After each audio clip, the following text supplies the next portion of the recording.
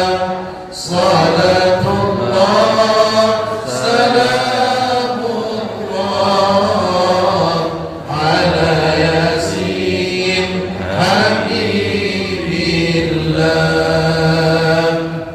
Inilah yang bisa saya sampaikan pada kesempatan malam hari ini. Mudah-mudahan ada manfaat bagi kita semuanya. Mohon maaf atas segala kekurangan dan kekhilafan. Wallahul muwaffiq ila aqwamit thariq. Assalamualaikum warahmatullahi wabarakatuh.